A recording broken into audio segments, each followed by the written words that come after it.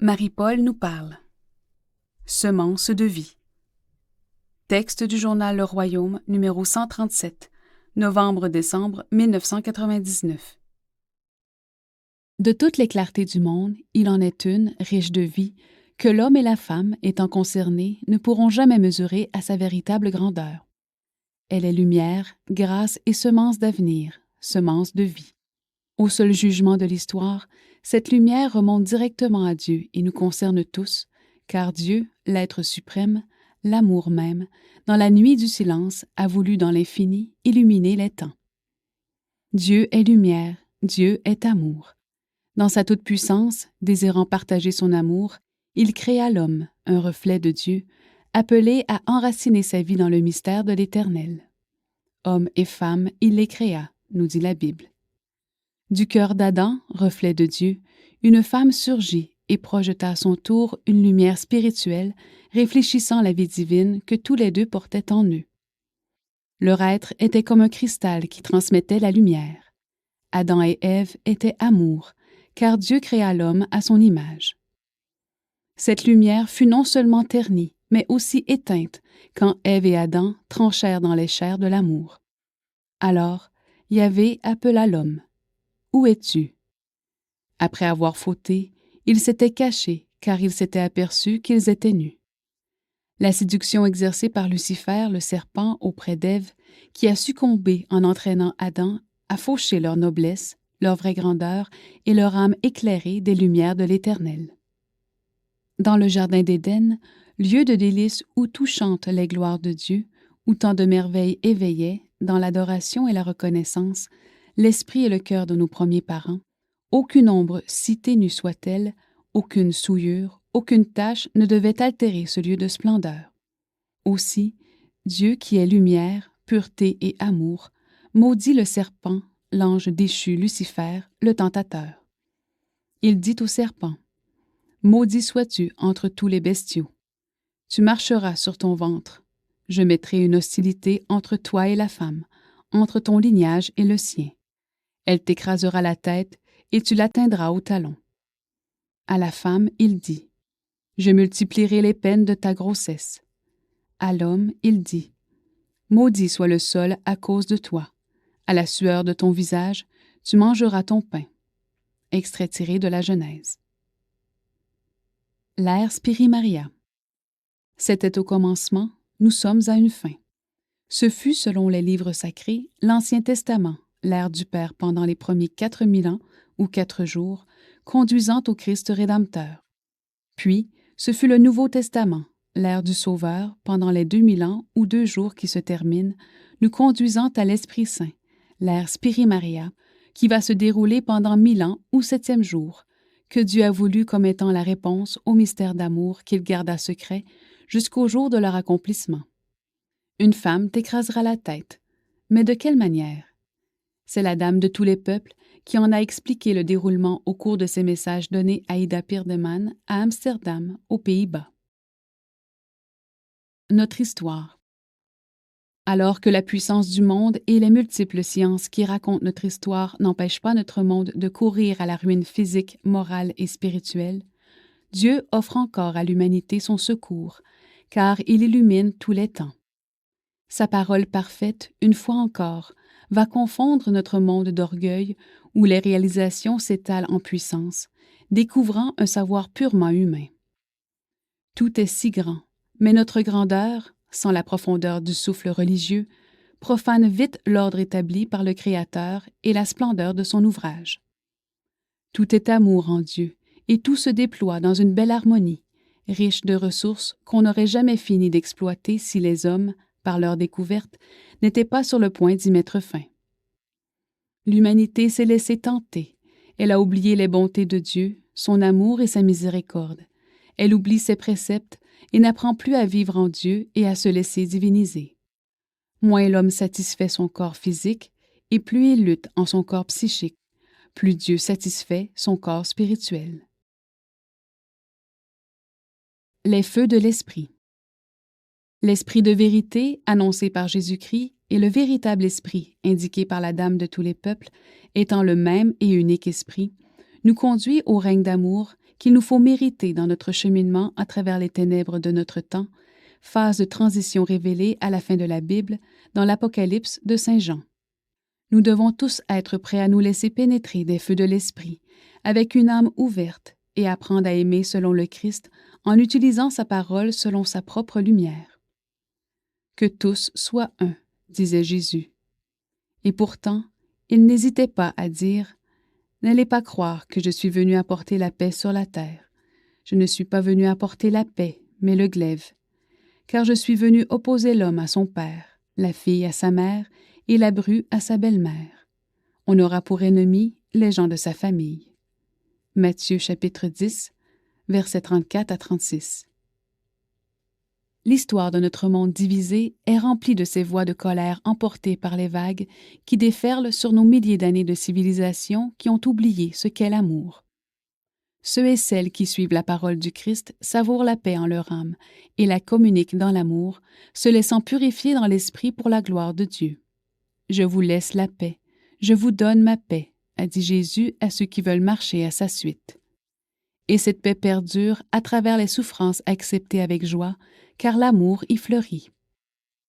Ceux et celles qui refusent cette parole du Christ perdent le sens des vraies valeurs et, dans leur intime souffrance, ils ne pourront jamais étancher la soif d'absolu qu'ils portent en eux.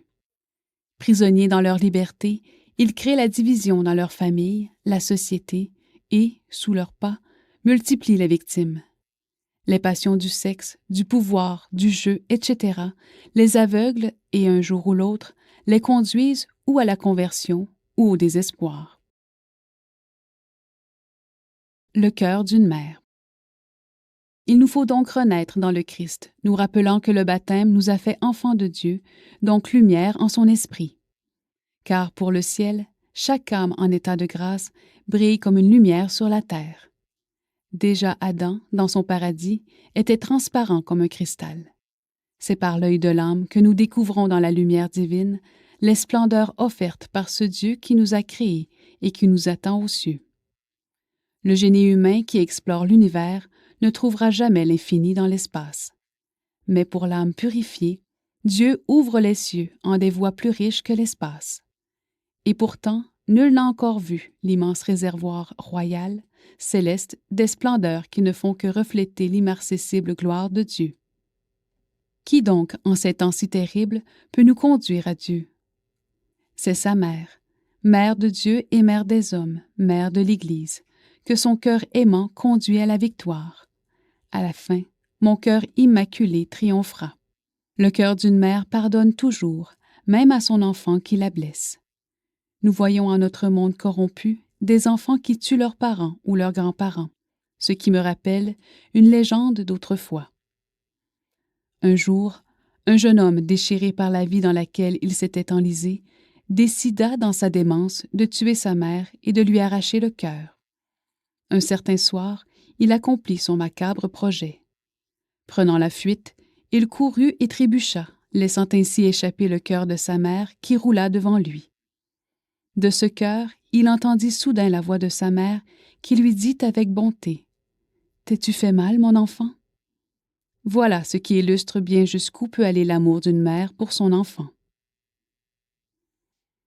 Marie, mère de Dieu et des hommes, mère de l'Église. Mais, en ce temps qui est notre temps, c'est l'humanité en révolte qui nourrit des projets contre Dieu, contre l'Église, contre le bien qui s'accomplit. Et Marie, mère de Dieu et des hommes, mère de l'Église, compatit devant les millions de victimes, devant tant de souffrances, et elle ne cesse de recommander le retour à Dieu. Son cœur blessé ne cesse d'aimer. Mais nous, pauvres humains, en nous détournant de son Fils, nous lui arrachons le cœur.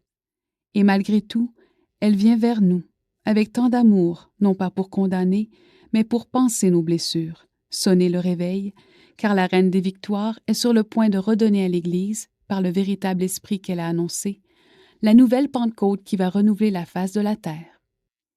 Les ennemis de Dieu vont tomber, le mal sera en fuite, les tours de Babel vont s'effondrer, et tant de haine va faire place à l'amour.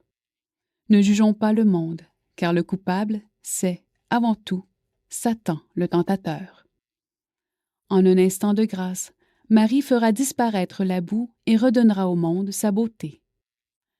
Hâtons-nous de profiter des leçons qui se dégagent du drame dans lequel l'humanité est plongée pour apprendre à bien aimer et préparer notre entrée dans le royaume que Marie offre à ses enfants de bonne volonté. Nous n'avons qu'une vie pour nous préparer avec ardeur, dans la liberté, à redevenir des reflets du Seigneur, des lumières qui éclaireront le monde, car tout chrétien est un flambeau, en faisant revivre la vertu, victoire de l'esprit, si bien que la chair, œuvre que Dieu fit si belle, unie à l'esprit, est créée pour l'absolu de Dieu, au rythme infini, aux routes du pur bonheur qui conduisent au sommet. Dieu, dans sa grande bonté, nous invite à revenir vers le jardin d'Éden, au royaume terrestre que Marie, dans son cœur de mère, nous laisse déjà entrevoir. Ce royaume de 1000 ans, où évolueront nos descendants, si nous acceptons de nous ouvrir aux joies si grandes que procure la vie d'abandon enveloppée de mystères. Aurions-nous peur des efforts à consentir, des renoncements, d'une vie vécue à jet d'héroïsme? Mais ce n'est pas ce que le ciel demande avant tout. C'est l'amour vrai qui rend tout possible. Comme le Père m'a aimé, moi aussi je vous ai aimé. Demeurez en mon amour. Jean chapitre 15, verset 9. Il suffit donc de vivre un vrai christianisme. C'est exactement ce que le pape Jean-Paul II ne cesse de nous rappeler afin de ramener l'Église à ses racines évangéliques. Comment y arriverons-nous? Tout est si simple avec Dieu. Il suffit d'aimer. Aimer, c'est respecter l'autre. Et c'est de la famille que doit surgir le flambeau de la vie physique, morale et spirituelle. Nous sommes le temple de Dieu.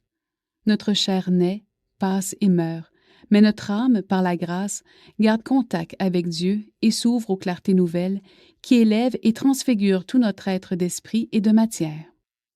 Nous devons revenir à la beauté, à la pureté, à la simplicité, promesse de bonheur, de divinisation, air de l'Esprit Saint et de l'Immaculée, air Spiri Maria. L'amour vrai sillonne tant de routes sur la terre, alors que tant d'illusions d'amour empourprent l'univers de détresse, où l'homme désincarné n'a plus ses racines en un Dieu, ayant, au nom de liberté de toutes sortes, mais sans fierté, sacrifié les valeurs au lieu de dompter ses passions. Pendant que le monde tourbillonne dans un déséquilibre effarant, des forces neuves ont germé dans la tourmente et, à l'heure des renouvellements, des quêtes d'infini vont étoiler le monde et ouvrir des routes de joie aux âmes qui s'abandonnent aux volontés de Dieu. Le soleil de justice qui, par Marie, révèle son propre mystère en ce temps qui est notre temps, laisse déjà refléter sa douce lumière et son unique beauté. Signé Mère Paul Marie.